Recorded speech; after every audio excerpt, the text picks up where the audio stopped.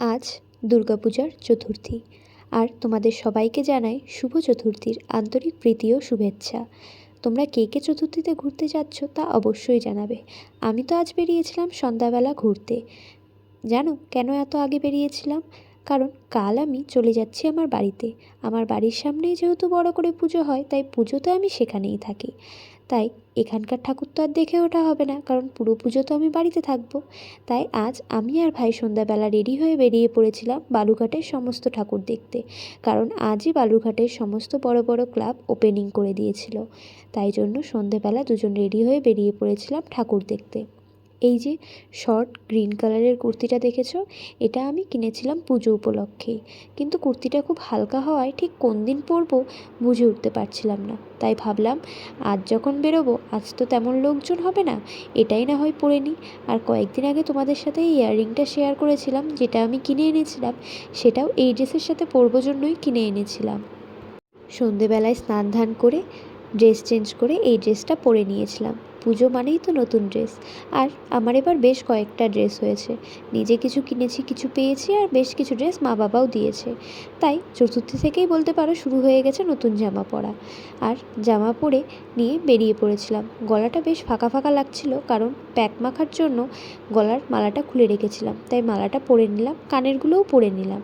এরপরে বসে পড়লাম আমার এই মুখের ক্যানভাসে মেকআপ করতে। কিন্তু সমস্যা হলো, আমি সমস্ত আমার মেকআপের জিনিস আগেই বাড়িতে পাঠিয়ে দিয়েছিলাম, কারণ পুজোয় তো আমি এখানে থাকবো না। তাই জিনিসগুলো আগে থেকেই বাড়িতে রেখে এসেছিলাম। এবার এখানে যে আজ ঘুরতে বেরোবো, সেটা প্রথমে ঠিক ছিল না। হট করে ঠিক হয়, এখন আমার কাছে এখানে মেকআপ করার মতো কোনো জিনিসই ছিল না। কিন্তু যেইটুকু ছিল এই ছোট্ট একটা ব্যাগের মধ্যেই ছিল। এই ব্যাগের মধ্যে আমার ডেইলিকার স্কিন কেয়ারের জিনিস থাকে, আর সাথে টুকটাক কিছু লিপস্টিক, কিছু বেবি ক্রিম রাখা থাকে। ভাবলাম যেইটুকু আছে সেইটুকু দিয়েই দেখা যাক কতটা কি সাজা যায়। ব্যাস বসে পড়লাম ওই ব্যাগ খুলতে।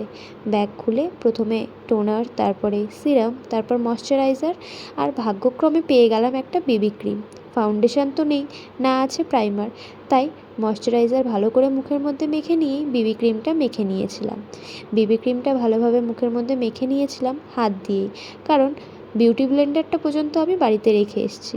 এখানে যে আমি বেবি ক্রিমটা মুখের মধ্যে ব্লেন্ড করব, সেটার জন্য আমার ব্লেন্ডারটাও এখানে নেই। যাই হোক, হাত দিয়েই কোনোভাবে পুরো মুখের মধ্যে এই ক্রিমটা লাগিয়ে নিয়েই তারপর ব্যাগের মধ্যে দেখি বেশ ছোট্ট একটা কনসিলার রাখা থাকে। এই কনসিলারটা আমার ফেভারিট কনসিলার, তাই সবসময় আমার ব্যাগের মধ্যে রাখা থাকে। আর এই পুজোর আগে পরীক্ষার চাপে রাত জেগে যেহেতু চোখের নিচে বেশ গর্ত কালি হয়ে গেছে, তাই এই কালি থাকতে একমাত্র এই কনসিলারই কাজে আসবে। তাই কনসিলার দিয়ে চোখের নিচের কালিগুলোকে ঢাকার চেষ্টা করলাম। মুখে আর কোথাও আমি কোনোদিনই কনসিলার ইউজ করি না, একমাত্র চোখের কালি ঢাকতেই আমাকে এই কনসিলার ইউজ করতে হয়। তারপরে ব্যাগে ছিল একটা ব্লাশ। ব্যাস ব্লাশ দিয়েই ভাবলাম পুরো মেকআপটা কমপ্লিট করব। কারণ না আছে আইশ্যাডো প্যালেট, না আছে কিছু। তাই ব্লাশ দিয়েই নাক, গাল আর চোখের ওপরে আইশ্যাডোর ক্লাসটাও করে নিলাম। সাথে ওই ব্যাগের মধ্যেই ছিল কম্প্যাক্ট পাউডার। আসলে এই কম্প্যাক্ট পাউডারটা মেবলিনের, আর এই কম্প্যাক্ট পাউডার ইউভি রে প্রোটেক্টর হওয়ায় আমি গরমের দিনে এটা ইউজ করতাম, তাই এটা আমার ব্যাগেই রাখা থাকে। তাই জন্য ভালোভাবে পুরো ফাউন্ডেশন বেবি ক্রিমটাকে সেট করে নিলাম পাউডার দিয়ে। আর জানো তো, ছোটো থেকেই আমার আইব্রো তেমন খুব একটা নেই। খুব কষ্টে অনেকবার আইব্রো প্লাক করে এইটুকু আইব্রো এসেছে। তাই জন্য আমি আইব্রোর যে শেডগুলো আছে সেগুলো সবসময় ব্যাগেই রাখি, বলা যায় কখন কি দরকার পড়ে। সেই জন্য সেটা ব্যাগে থাকায় সেটাই লাগিয়ে নিলাম। আর মাস্কারাটা সবসময় ব্যাগে থাকে, তাই মাস্কারাটাও লাগিয়ে নিলাম। বলতে পারো এই কাজ চালানোর জন্য টুকটাক জিনিসগুলো ব্যাগেই থাকে, কিন্তু আমার যে বিশাল মেকআপের সামগ্রী সেটা ছিল না। সেটা বাড়িতে ছিল, আর যেটুকু ছিল সেটুকু দিয়ে দেখলাম বেশ ভালোভাবেই হয়ে গেল। আর এই যে এটা হলো ওয়াটার গার্লের পারফিউম। আমার এটা খুব পছন্দ। এটা অ্যাকচুয়ালি পকেট পারফিউম, যেটা আমার ব্যাগের মধ্যে সবসময় থাকে। আর গরমের দিনে তো আমার এটার খুবই প্রয়োজন হয়। ব্যাস মেকআপ করে নিলাম, মানে ওই যেইটুকু করা যায় সেইটুকুই করে নিলাম। এবার কনফিউজ ছিলাম কোন টিপটা পরবো সেটা নিয়ে।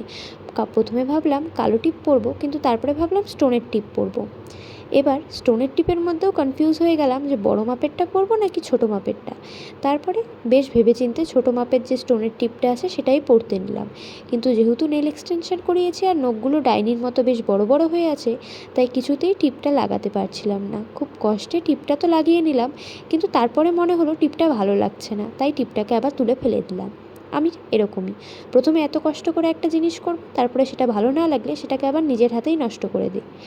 এবার টাইম ছিল হাতে কিছু পরার, মানে হাতে তো ঘড়ি পরবো এটা ঠিকই, কিন্তু কোন ঘড়ি পরবো সেটা নিয়ে কনফিউজ ছিলাম। তাই ভাবলাম যে স্মার্ট ওয়াচটাই পরে নিই। জানো তো এই স্মার্ট ওয়াচটার বয়স প্রায় 3 থেকে 3.5 বছর। প্রথম যখন এই গোল্ড স্মার্ট ওয়াচগুলো ওঠে তখন এটা আমি কিনেছিলাম। আমি কিনিনি, বাবাকে জেদ করেছিলাম, বাবাই কিনে দিয়েছিল বার্থডেতে।